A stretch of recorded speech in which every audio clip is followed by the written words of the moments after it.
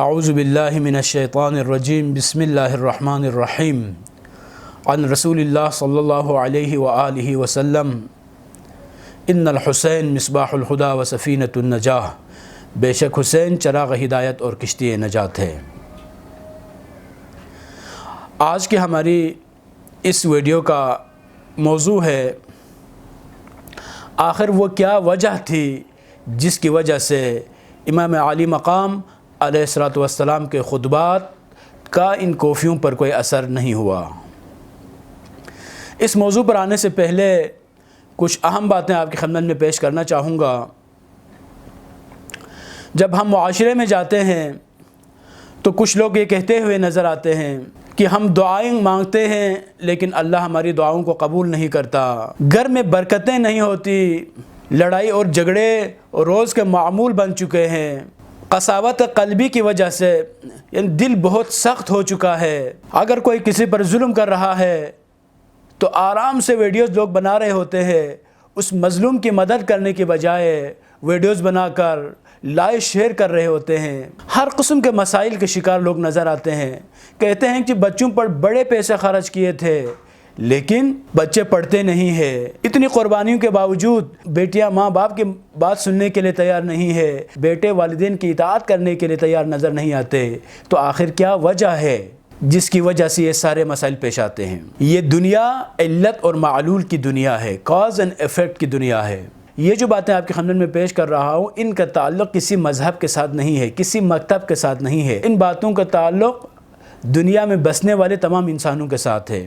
چونکہ یہ شکایات صرف مسلمان نہیں کرتے بلکہ یہی شکایت ہر مذہب کے ماننے والے کرتے ہوئے نظر آتے ہیں۔ تو آخر وہ وجہ کیا ہے؟ وہ بنیادی وجہ یہ ہے کہ ہم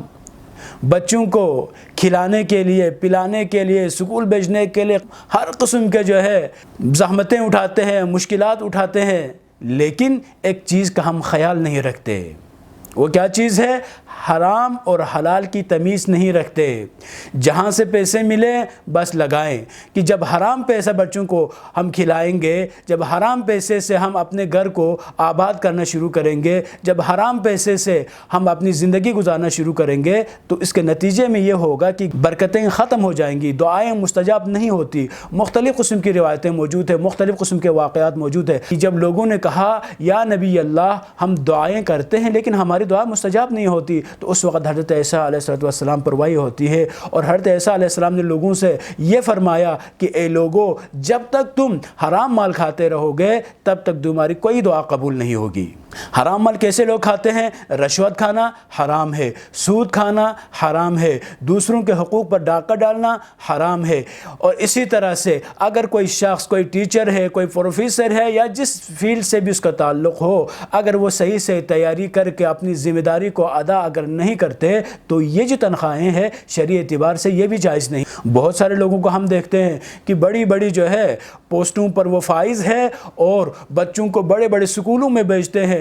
اور ہزاروں اور لاکھوں روپے خرچ کرتے ہیں، لیکن ان ساری چیزوں کو خرچ کرنے کے باوجود جب بچے نکلتے ہیں تو سب سے پہلا جو کام بچے کرتے ہیں اپنے والدین سے لڑنا شروع کر دیتے ہیں، ان کی کوئی بات نہیں مانتے، دین کا مذاق اڑانا شروع کر دیتے ہیں، قرآن کی توہین کرنا شروع کر دیتے ہیں، دینی ویلیوز کو وہ ہیچ سمجھتے ہیں۔ ان کی نظر میں ان ساری چیزوں کی کوئی اہمیت ہوتی ہی نہیں ہے۔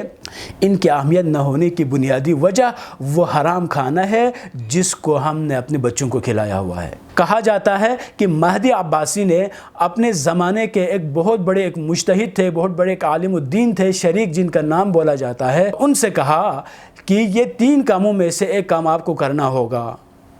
اس نے کہا وہ کیا کام؟ 3 کام تھے، یا تو آپ میرے قاضی بن جائیں، بچوں کو پڑھانا شروع کریں، یا اگر یہ 2 کام نہیں کر سکتے ہیں تو کم از کم 1 دن کا کھانا ہمارے ساتھ کھائیں۔ تو جب اس عالم الدین نے یہ سوچا بچوں کو پڑھانا بھی مشکل کام ہے، بادشاہ کا قاضی بننا بھی مشکل کام ہے، تو 1 دن کے کھانے میں کیا حرج ہے، کیا مسئلہ ہے؟ اس نے کہا ٹھیک ہے، 1 دن کے کھانا میں ایک ٹائم کا جو کھانا ہے میں آپ کے ساتھ کھاتا ہوں۔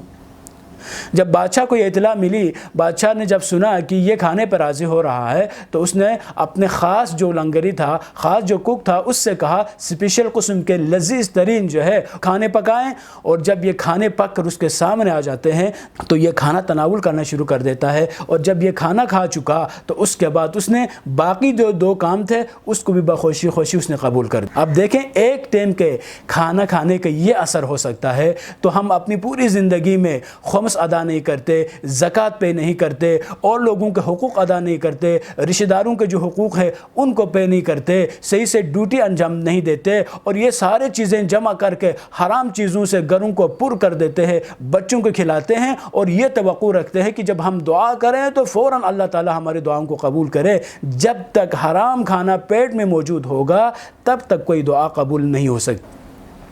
واقعہ کربلا میں امام حسین علیہ السلام کے جو خطبات تھے، جو نورانی جو کلمات ہے،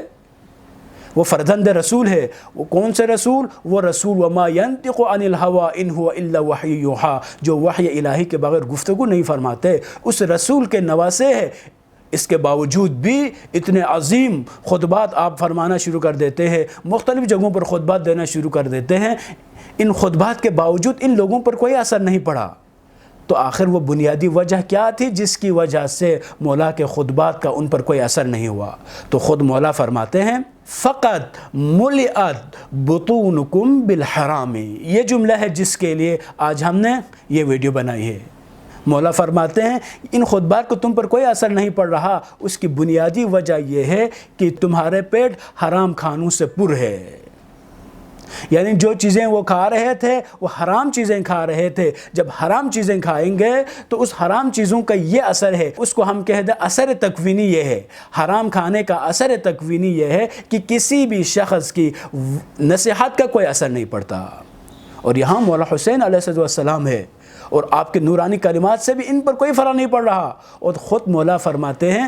کیوں فقط ملئت بطونکم، تمہارے پیٹ بھر چکے ہیں کس سے؟ حرام کھانوں سے، حرام رزق سے تمہارے پیٹ پر ہو چکے ہیں۔ تو عزیزان محترم، اگر آپ نے حسینی بننا ہے، اگر آپ اپنے دلوں میں اگر نورانیت پیدا کرنا چاہتے ہیں، اگر آپ اپنے بچوں کو کامیاب انسان بنانا چاہتے ہیں، اگر آپ گھروں میں برکت لانا چاہتے ہیں، اگر آپ اپنی دعاؤں کو بارگاہ الہی تک پہنچانا چاہتے ہیں، تو ایک کام کرے کہ آپ کبھی بھی حرام کھانا نہ کھائے، حرام رزق اپنے بچوں کو نہ کھلائیں۔ جو چیزیں آپ کو باہر سے ملتی ہے ان چیزوں میں آپ خیال رکھیں۔ اگر آپ دکاندار ہے تو آپ کے لیے ضروری ہے کہ شریعت نے جو طریقہ کار بتایا ہوا ہے اس پر عمل کرے۔ حرام طریقے سے جھوٹ بول کر قیمتیں جو ہے بڑا چڑھا کر پیش نہ کریں کہ وہ آپ اس طرح سے کمائیں گے تو یہ حرام کمائی آپ کو مل جائے گی، لیکن اس کمائی کے نتیجے میں جو مقصد آپ کو حاصل ہونا ہے وہ مقصد آپ کو کبھی حاصل نہیں ہوگا، کیونکہ مولا کا یہ فرمان صرف اس زمانے کے لوگوں تک محدود نہیں ہے